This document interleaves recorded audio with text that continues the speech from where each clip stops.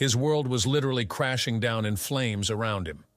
Adolf Hitler's Third Reich, which he had created out of nothing but his own will, an empire that he had once boasted would last for a millennium, was on fire and being torn apart by shot and shell, besieged on all sides. It was an apocalyptic scene straight out of the Wagnerian opera Die Götterdämmerung, the Twilight of the Gods. The once stately city of Berlin was little more than flaming husks of buildings. Worse, the enemy Hitler hated and feared, the Red Army, was practically at his doorstep. It was the end of April 1945. As he sat in the dank gloom of the Führerbunker deep beneath the garden of the Chancellery in Berlin, Hitler no doubt reflected on all that had happened to him and to Germany in the past 12 months, almost all of it bad. Back in April 1944, the British and Americans in Italy were still bottled up at Anzio and along the Gustav line that ran through Monte Cassino, but his commanders had warned him that the situation would not remain a stalemate for much longer. The German troops no longer had the strength to destroy the enemy there. On the Eastern Front, defeat followed defeat. Hundreds of thousands of German soldiers lay dead or were in Soviet POW camps, where most of them would starve to death. As the German army in the East became weaker, the Red Army became stronger. Then, in June, the Western Allies had poured across the English Channel in unstoppable waves and had crashed through the so-called Atlantic Wall that Germany had spent years and millions of Reichsmarks building as though it had been made out of cardboard. In July, some of his own traitorous officers had tried to kill him with a bomb at his East Prussia headquarters. Then came the disasters, thick and fast in the West, the loss of France, Belgium, Holland, and Luxembourg. Only in Holland in September did Hitler win a brief reprieve. The winter of 1944 to 1945 was no better. Operation Wacht am Rhein, the German counter-offensive that the Allies called the Battle of the Bulge, had petered out without achieving its goals. Tens of thousands of irreplaceable men, not to mention irreplaceable guns and tanks, had been lost. The once mighty German Navy was hors de combat, either holed up in ports or lying at the bottom of the sea. The deadly U-boats no longer dominated the waves. Food and other supplies for the civilian population were also rapidly running out, and the country's infrastructure was a shambles. The British and American air forces continued to decimate German cities and industries from the sky, badly crippling tank and aircraft production. Fuel for the planes and panzers was in such short supply that synthetic fuel manufacturing plants had been built deep inside mountains. In May 1944, the Germans had produced 156,000 tons of aviation fuel. By January 1945, thanks to Allied bombing, it had dropped to 11,000 tons. Germany's wonder weapons that had once seemed so promising, the V1 and V2 rockets and the jet planes, had failed to achieve that promise, and the development of an atomic bomb was barely beyond the experimental stage. And despite the SS's best efforts, not all of the Jews had been exterminated. Yet, Hitler and a few of his minions still clung to hope. Hope that the Americans and British would come to their senses and realize that their common enemy was not Nazi Germany, but Stalin's Soviet Union. Perhaps, Hitler believed, they could still be persuaded to join forces with Germany and throw back the Slavic hordes before they overran all of civilization. Hitler's armies, which had once been within striking distance of Moscow, had seen the tables turned. Wehrmacht forces had been steadily pushed back until their remnants were now fighting at a place called Seelow Heights, 40 miles east of Berlin. Long rows of Russian cannons, sitting hub to hub, fired their projectiles into German positions. Soviet tanks, accompanied by infantrymen, sprang from their hiding places and pushed forward, steamrolling over all opposition in their way. The handwriting was on the wall, and it was written in blood. Studying the situation map during his daily meetings with the few officers who remained in the bunker, Hitler, living in cloud cuckoo land, as one officer once put it, demanded that so-and-so general or field marshal move such and such division or army from there to here. His sycophantic entourage had not the courage to explain that so-and-so general or field marshal had been killed or captured, or could no longer be reached by radio or courier. Similarly, no one dared mention that such and such division or army no longer existed. The officers, knowing the end was near, merely clicked their heels and said, "Jawohl, mein Führer." and pretended to carry out the hopeless orders. On April 13th, Hitler received word that the Red Army of Marshal Führer Tolbukin had taken Vienna. Countering the bad news that day was a shot of good news. American President Franklin Roosevelt had died. Joseph Goebbels, the Third Reich's propaganda minister, phoned Hitler, crowing, "Mein Führer, I congratulate you. Roosevelt is dead. It is written in the stars that the second half of April will be the turning point for us." The next day, however, Goebbels' elation dissipated as reports came in from the various fronts showing that nothing had really changed on the battlefield. He confessed to his staff, "Perhaps fate has again been cruel and made fools of us. Perhaps we counted our chickens before they hatched." General Dwight D. Eisenhower had already decided to leave the capture of Berlin to the Russians. For one thing, as he told U.S. Army Chief of Staff General George C. Marshall, the Red Army was already closer to Berlin than either the American or British armies were. For another, Ike knew that the Germans were likely to defend their capital to the last cartridge and could not see expending hundreds of thousands of American or British lives in taking an objective that had more political than military value. "I regard it as militarily unsound," Eisenhower told Marshall. "I am the first to admit that a war is waged in pursuance of political aims, and if the combined chiefs of staff should decide that the Allied effort to take Berlin outweighs purely military considerations in this theater, I would cheerfully readjust my plans and my thinking so as to carry out such an operation." Ike was not ordered to readjust his plans or thinking. In the end, it would be the Soviets who would pay a tremendous price for the honor of taking Berlin. Hitler swung between two moods. Part of the time he was delusional, believing that somehow some unforeseen event would tilt the war in Germany's favor. On other days, he was rational and realistic, fully realizing that the war was lost. To prepare for the latter, on April 15th, Hitler wrote out orders that, in the event the enemy severed communication between him and the rest of the command, Admiral Karl Dönitz would take command of the northern forces while Field Marshal Albert Kesselring would take command in the west and south. It was not the first time Hitler had made a realistic assessment of the situation. 6 months earlier, when Operation Wacht am Rhein was crumbling, he had told an aide, "I know the war is lost. The enemy's superiority is too great." He now dictated a proclamation addressed to the soldiers of the German Eastern Front. It read in part, "For the last time, our deadly Jewish Bolshevik enemy has lined up his masses for the attack. He is trying to smash Germany and exterminate our people. To a great degree, you soldiers of the East know yourselves what fate is threatening all German women, girls, and children. While the old men and children will be murdered, women and girls will be degraded to barrack whores. The rest will be marched off to Siberia. He who fails to do his duty at this time commits treason against our people. Any regiment or division that abandons its position acts so disgracefully that it should be ashamed before the women and children who are enduring the terror bombing against our cities. Above all, be aware of the few treacherous officers and soldiers who, in order to save their own lives, will fight against us. Whoever orders you to retreat must be immediately arrested and, if necessary, killed on the spot, no matter what his rank may be. If, in the coming days and weeks, every soldier does his duty at the Eastern Front, then the last Asian attack will be broken, just as the invasion of our enemies in the West will be broken in spite of everything. Berlin will remain German. On April 16th, the Soviets' final attack was unleashed on Berlin along the Oder River front and in Silesia. The Red Army had gathered 2.5 million soldiers, 6,200 tanks and assault guns, 41,000 artillery pieces, 250 guns for each kilometer of front, and 7,200 aircraft. Facing them was Army Group Vistula, with a paltry 200,000 men, 750 tanks and assault guns, and 1,500 artillery pieces.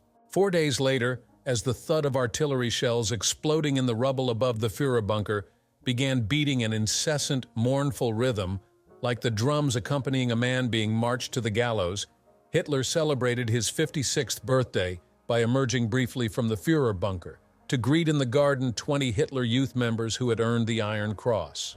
The existing newsreel of him, dressed in a heavy wool greatcoat, patting the shoulders and pinching the cheeks and ears of his youthful admirers, shows a broken, withered man trying to keep up a brave front. Armin Lehrmann was one of the boy soldiers with whom Hitler had chatted that day. He recalled that Hitler shook hands with everybody, but the famous voice was gone. It was not an orator's voice. It almost sounded like he had a cold, and his eyes looked watery, and his voice didn't come across very strong. As the Soviets smashed deeper into Germany, a wave of panic and hysteria overcame many of the civilians in their path, especially the women. Rumors and factual accounts of women and girls being gang-raped by drunken Red Army troops drove thousands of Germans to commit suicide. Many took poison, shot or hanged themselves, or threw themselves off cliffs or into rivers. In Berlin alone, in April and May, nearly 4,000 people killed themselves. One 11-year-old girl who survived nearly being killed by her own mother to prevent her from falling into Russian hands recalled, "We had no hope left for life, and I myself had the feeling that this was the end of the world. This was the end of my life." Somehow, she survived. At a meeting with his staff at the propaganda ministry, Goebbels voiced Hitler's complaint that he, the Führer, was surrounded by cowards and traitors, and that the German people were no longer worth fighting for. When someone dared to challenge that assertion, the minister lashed out, "The German people? What can you do with a people whose men are no longer willing to fight when their wives are being raped?" All the plans of National Socialism, all its dreams and goals, were too great and too noble for this people. The German people are just too cowardly to realize these goals. In the East, they are running away. In the West, they set up hindrances for their own soldiers and welcome the enemy with white flags. Bitterly, Goebbels spit out, "The German people deserve the destiny that now awaits them." But he put on a mask for the sake of national morale. In his final broadcast to the German people, in case any of them were still listening, Goebbels declared, "The Führer is in Berlin and will die fighting with his troops in the capital."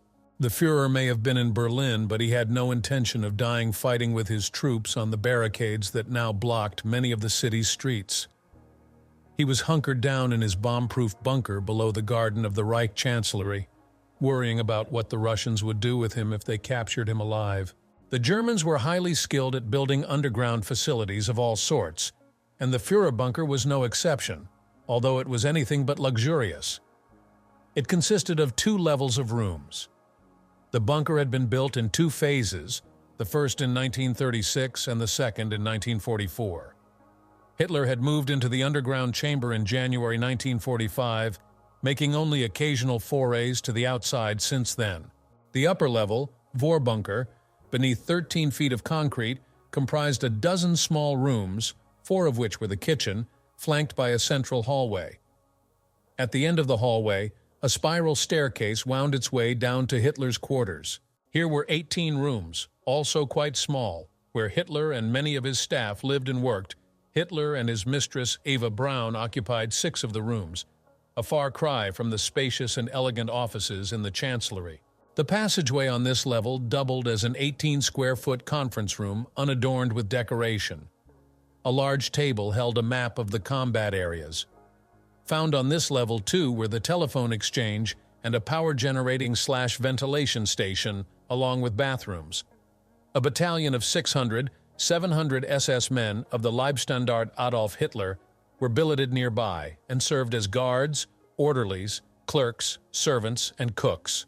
Besides Hitler and Eva, other residents of the bunker complex were Hitler's Machiavellian deputy Führer Martin Bormann, Dr. Ludwig Stumpfegger, one of Heinrich Himmler's physicians who was now Hitler's, Goebbels' adjutant Günther Schwegermann, and his Undersecretary of State at the Ministry of Propaganda, Werner Naumann, plus Hitler's adjutant, his 2 secretaries, and his vegetarian cook.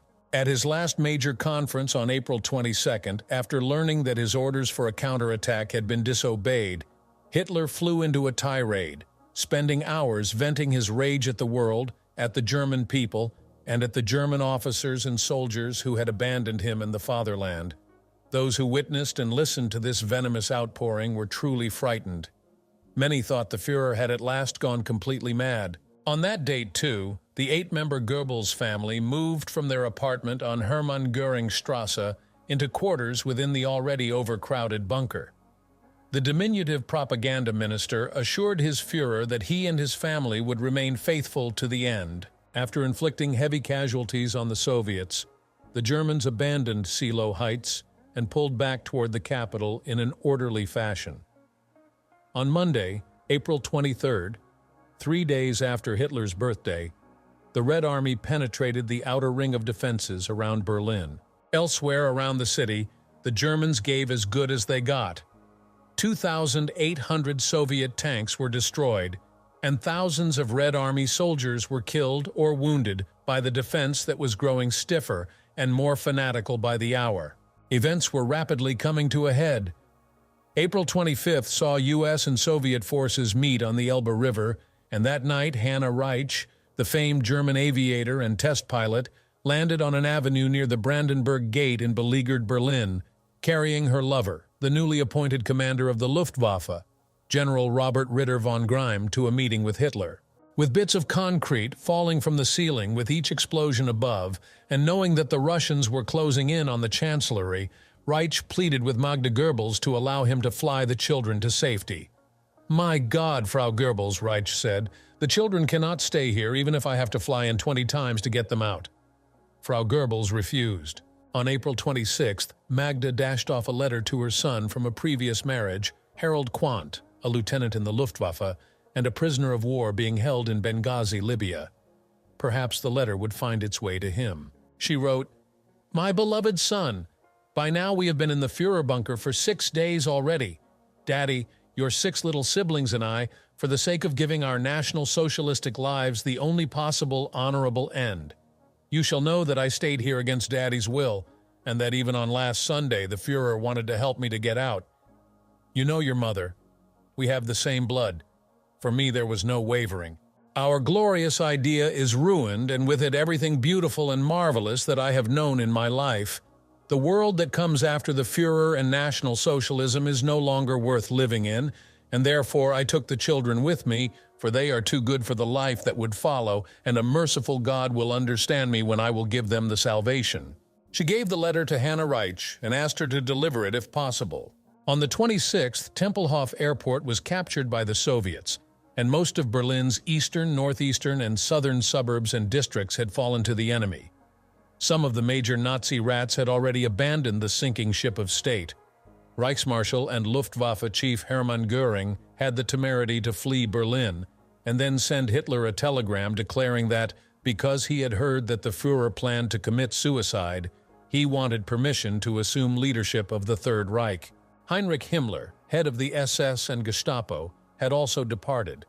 He had been holding secret negotiations with Swedish diplomat Count Folke Bernadotte, and in a self-serving attempt to save his own skin, promised to release more than 30,000 prisoners from Nazi concentration camps. A furious Hitler then condemned both Himmler and Göring for abandoning him. Albert Speer, Minister of Armaments, was in the bunker when Hitler exploded. Speer said, "An outburst of wild fury followed in which feelings of bitterness, helplessness, self-pity, and despair mingled, with Hitler blaming Göring for being lazy, corrupt, and a drug addict who let the Air Force go to pot. Then," said Speer, "Hitler slumped back into lethargy and resignation. Well, all right, let Göring negotiate the surrender. If the war is lost anyhow, it doesn't matter who does it." That sentence expressed contempt for the German people. Göring was still good enough for the purposes of capitulation. Himmler was a different matter. Since the faithful Heinrich was out of Berlin and beyond Hitler's reach, the Führer took out his anger at the SS chief on Hermann Fegelein, Eva Braun's brother-in-law, and Himmler's representative attached to Hitler's staff. Fegelein was arrested and executed on April 27th. Speer took his leave from the bunker and spent a few minutes in the court of honor in the darkened chancellery that he had designed and built. Wistfully, he recalled, "Now I was leaving the ruins of my building and of the most significant years of my life." He then escaped and flew off to Hamburg to join Dönitz at his headquarters at Plön in Schleswig-Holstein. On the 28th, Stalin's troops were within a mile of the chancellery, which was crumbling under artillery, rockets, and aerial bombing. The next day, although the LVI Panzer Corps, defending the city, was almost out of ammunition, Hitler ordered it to fight to the last man. The fighting in the streets of Berlin was approaching a climax. Soviet troops had reached the Tiergarten, once a royal hunting preserve, and artillery continued to pound the city, blowing apart what few walls remained standing.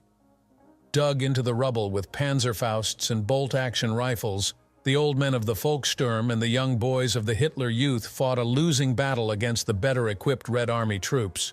Considerable post-war focus has been put on the Volkssturm and Hitler Youth as the major defenders of Berlin, but they were only a small part. While the LVI Panzer Corps fought in and around the city, the bulk of responsibility for coming to the rescue of Berlin was placed on the decimated Army Group Vistula's 9th Army, 21st Army, and 3rd Panzer Army. What was left of the 12th Army, too, was thrown into the breach at Potsdam. But even these units, badly depleted and demoralized, could not stop the overwhelming numbers and firepower of the Red Army that tightened the noose around the city. Hannah Reich, still in the bunker, was also given letters from some of the other residents, plus instructions intended for Admiral Dönitz at Plön. Initially, both Reich and von Greim vowed to stay and die with their Führer, but he ordered them to leave. On April 28th, they flew out of Berlin, barely avoiding being shot down by the Russians. The pair was later captured by the Red Army. Von Greim committed suicide on May 24, 1945. Reich would learn later that her father, so fearful of what the Soviets might do to his family, had killed his wife, Hannah's sister Heidi, and her 3 children, and himself on May 3rd. April 30th saw elements of the Soviet Third Shock Army break into the Reichstag building and engage in room-to-room combat with SS soldiers. Once all the defenders had been killed or captured, Red Army soldiers raised the blood-red Soviet flag atop the badly scarred building. As the bunker shook and shuddered under ceaseless barrages, a pale and visibly trembling Hitler sat down with his secretary Traudl Junge and dictated his lengthy and rambling political testament. Among other things, he appointed Dönitz the new president of the Third Reich. He then vowed that he would never to leave Berlin, preferring to remain to direct the defense of the city even if it cost him his life. He said to Junge, "Since there are not enough forces to withstand the enemy attack at this point, and our resistance is slowly being weakened by blinded and spineless characters, I wish to join my fate to that which millions of others have taken upon themselves and remain in this city. In addition, I do not wish to fall into the hands of an enemy who, for the amusement of its incited masses, needs a new spectacle directed by the Jews." Hitler gave Goebbels and his family permission to leave the bunker, but Goebbels and Magda decided to remain loyal to the bitter, ghoulish end, for they knew that if they were captured alive, theirs would be a most unpleasant fate. In March, Magda Goebbels had confessed to her former sister-in-law, "We have demanded monstrous things from the German people and treated other nations with pitiless cruelty. For this, the victors will exact their full revenge. We can't let them think we are cowards. Everybody else has the right to live. We haven't got this right. We have forfeited it. I make myself responsible. I belonged. I believed in Hitler, and for long enough in Joseph." On April 30th, Hitler did something extraordinary. He told Junge, "Since I did not feel that I could accept the responsibility of marriage during the years of struggle, I have decided now, before the end of my earthly career, to take as my wife the girl who, after many years of loyal friendship, came of her own free will to this city, already almost besieged, in order to share my fate. At her own request, she goes to her death with me as my wife. Death will compensate us for what we were both deprived of by my labors in the service to my people." Hitler, of course, was referring to his long-suffering mistress Eva Braun, who had existed in the shadows for so long that hardly any German even knew about the plain blonde cipher who preferred fashion catalogs and movie star magazines to anything more intellectually stimulating. If it seemed to her that it was a cruel joke, as the most powerful man in German history was going to make her an honest woman on the brink of their mutual deaths, she said nothing about it. She just smiled her wan smile and enjoyed her brief moment in the rapidly dimming spotlight. Hitler went on, "My wife and I choose to die in order to escape the shame of overthrow or capitulation. It is our wish that our bodies be burned immediately, here, where I have performed the greater part of my daily work during the 12 years I served my people." Hitler's biographer John Toland wrote that perhaps Hitler feared that marriage might diminish his uniqueness as Führer. To most Germans, he was almost a Christ-like figure. But now all that was over, and the bourgeois side of his nature impelled him to reward his faithful mistress with the sanctity of matrimony. On the evening of April 30th, the couple, with Hitler in his usual uniform and Eva in a black silk taffeta dress, said their wedding vows in front of a small coterie of 8 guests. A minor official had been found to officiate. Throughout the bunker, groups of staffers smiled and celebrated. It was the first time in many weeks there had been anything worth smiling about. The smiles did not last. The artillery continued to drum overhead. It seemed as if the fighting was drawing ever closer to the bunker. Soon the war, and perhaps all of their lives, would be over. That evening, while Hitler and Eva were relaxing with the other residents of the bunker, the Führer decided to hand out a strange gift to all assembled: cyanide capsules. Someone wondered if they would be effective. After all, they had been supplied by the traitor Himmler. Dr. Stumpfegger suggested one of the capsules be tested on Hitler's beloved German shepherd Blondie. Strangely, Hitler went along with the idea.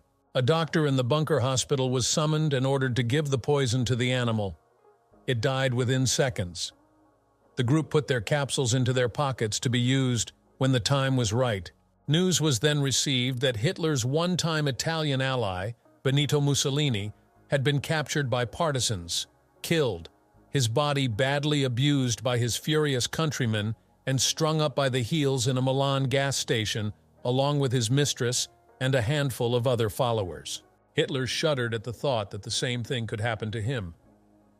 "I will not fall into the hands of the enemy, dead or alive," he declared. "After I die, my body shall be burned and remain undiscovered forever." Adolf Hitler took his own life, and that of his bride Eva, late on April 30th. Rokas Misch, a Polish-born SS man who had been a member of Hitler's bodyguard for 5 years, recalled that Hitler had locked himself in his room with Eva shortly after their wedding. "Everyone was waiting for the shot," Misch said. "We were expecting it. Then came the shot. Heinz Linge, Hitler's valet, took me to one side and we went in. I saw Hitler slumped by the table. I didn't see any blood on his head. I saw Eva with her knees drawn up lying next to him on the sofa." Hitler's chauffeur, Lieutenant Colonel Erich Kempke, had just returned to the bunker with a detail of men who had braved shot and shell to retrieve 170 liters of gasoline. Dr. Stumpfegger and Linge carried the Führer's body up the stairs and into the garden 10 feet outside the bunker. Martin Bormann followed, carrying Eva Hitler's limp body. She was placed at her dead husband's right side. Russian shells were coming closer, and the men hurried with their tasks. Between bursts, Kempke grabbed a jerry can and poured some of the fuel on his beloved master. A nearby burst caused him to retreat to a sheltered place. Once there was a lull, Kempke, Linge, and SS Major Otto Gunsche, Hitler's personal adjutant, emptied can after can of gas on the corpses. A rag was found, doused in fuel, lit with a match, and then Kempke, practically in tears, tossed it onto the bodies. With a whoosh, a fireball blossomed over Hitler and Eva. For the next 3 hours, each time the flames diminished, more gasoline was poured on them to keep the pyre going. Later, with their bodies reduced to ashes and scorched bones, the remains were swept into a piece of canvas, laid into the bottom of a shell hole, and covered with dirt. There they would remain until Soviet troops, rummaging through the debris of the Chancellery a couple of days later, came across them and took them back to Moscow for identification. Martin Bormann sent Dönitz a telegram informing him that Hitler was dead and that the Admiral, in accordance with the Führer's last wishes, was now President of the Reich. On the evening of May 1st, most of the Hitler entourage was still in the bunker, hearing and feeling the Russian shells bursting above them. The time had come for the final act. Magda Goebbels gathered her 6 children by Joseph: Helga, 12 years old, Hildegard, 11, Holdine, 8, Hedwig, 7, Heidrun, 4, and son Helmut, 9, and prepared for the end. She dressed her 5 daughters in long white nightgowns, and then lovingly brushed their hair. Magda told them, "Don't be afraid. The doctor is going to give you a shot now." Then, at about 8:40 p.m., at the direction of Magda, the children were given an injection of morphine by Helmut Kunz, an SS dentist. After the war, Kunz testified, "I injected them with morphine, the eldest daughters first, then the son, then the other daughters. It took around 10 minutes. When the children were off, Magda Goebbels went into the room, the cyanide capsules in her hand. She was in there for several minutes, then stepped out crying, saying, "Doctor, I cannot do it. You must." I answered immediately, "No, I cannot." Then she cried, "Well, if you cannot do it, then get Stumpfegger." Dr. Stumpfegger was then summoned. It was he who would carry out the murder of the children. They were not immolated. Once their children were dead, Magda and Joseph prepared to commit suicide. Goebbels said to Rokas Misch, "Well, Misch, tell Dönitz that we knew how to live. Now we know how to die." Goebbels then made a little joke, telling those around them that they were going to walk up to the garden to save everyone from having to carry their bodies up the steep steps. He put on his gloves, and then he and Frau Goebbels, who was near collapse, proceeded arm in arm up the stairs to the garden and to their deaths. Goebbels made his adjutant, Günther Schwegermann, promise to cremate both his and his wife's bodies. By some accounts, they took cyanide and then were administered a coup de grace from Schwegermann's pistol. Their bodies were then doused with gasoline and incinerated. With the Hitlers and the Goebbels now dead, those closest to them at the end chose to make their escape from the doomed city. A few made it: Bormann, Kempka, Schwegermann, Stumpfegger, Günsche, Naumann, Linge, Kuntz, Junge, and several others. When the Russians broke into the Chancellery ruins on May 2nd, they found Joseph and Magda's burned corpses, took the remains to Magdeburg, and buried them. In 1970, at the direction of KGB Director Yuri Andropov, the remains were exhumed, crushed, and dumped into the Biederitz River near Berlin. With Hitler gone, Nazi Germany's end came swiftly. At 2:30 a.m. on May 7th, Colonel General Alfred Jodl, commander of the Wehrmacht, arrived at SHAEF headquarters in Reims, France, to sign the official instrument of surrender. Eisenhower declined to attend. He sent his deputy, Lieutenant General Walter Bedell Smith, to act in his behalf. Jodl accepted the Allies' demands that all resistance cease by 11:01 p.m. on May 8th. Most of the war-weary Axis soldiers gladly laid down their arms, surprised and grateful to find themselves still alive. A few diehards, however, ignored the order and continued to fight. A few days after Germany capitulated, Sidney Olsen, a Life magazine correspondent, wrote, "The collapse of the Nazi Empire is a fantastic show. Germany is in chaos. It is a country of crushed cities, of pomposities trampled to the ground, of frightened people and also glad people, of horrors beyond imagination. There are no cities left in Germany. Aachen, Cologne, Bonn, Koblenz, Würzburg, Frankfurt, Mainz, all gone in one sweeping reach of destruction whose like has not been seen since the mighty Genghis Khan came from the east and wiped out whole nations all the way from China to Bulgaria.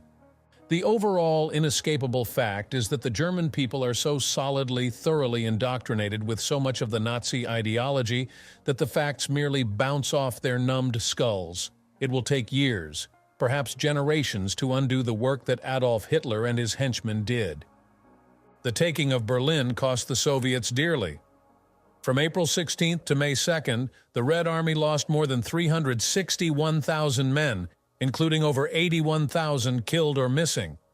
The German defenders lost between 92,000 and 100,000 killed, 220,000 wounded, and nearly 500,000 men taken prisoner. The Battle for Berlin is regarded as the bloodiest battle ever fought. In 1988, the East German government completed the demolition of the Chancellery site in preparation for the construction of a large apartment complex. Today, a small billboard is all that remains to tell visitors of the history of the site. In his autobiography, Rokas Misch wrote, "Hitler was no brute. He was no monster. He was no Superman. I lived with him for 5 years. We were the closest people who worked with him. We were always there. Hitler was never without us day and night. Hitler was a wonderful boss." In a 2003 interview, he added, "It was a good time with Hitler. I enjoyed it, and I was proud to work for him." History, however, offers a different judgment. Historian Max Damaris has summed up Hitler thus: Hitler is undoubtedly the most extraordinary figure in German history. Hitler was power incarnate, a true demon, obsessed with power, the like of whom the world has rarely seen. Since Napoleon, there had been no tyrant on this scale. Albert Speer recalled that on May 1st, after he had reached Dönitz's headquarters at Plön, He was unpacking his bags and found a framed photo of Hitler that his secretary had included. Speer said, "When I stood the photograph up, a fit of weeping overcame me. That was the end of my relationship to Hitler. Only now was the spell broken, the magic extinguished. What remained were images of graveyards, of shattered cities, of millions of mourners, of concentration camps." Hitler's unquenchable thirst for power had brought him and Nazi Germany to unimagined heights. But it also ended in the total destruction of his Third Reich and a cataclysmic reordering of world history. Still today, more than 7 decades after his death, Adolf Hitler remains the most extraordinary figure in German history.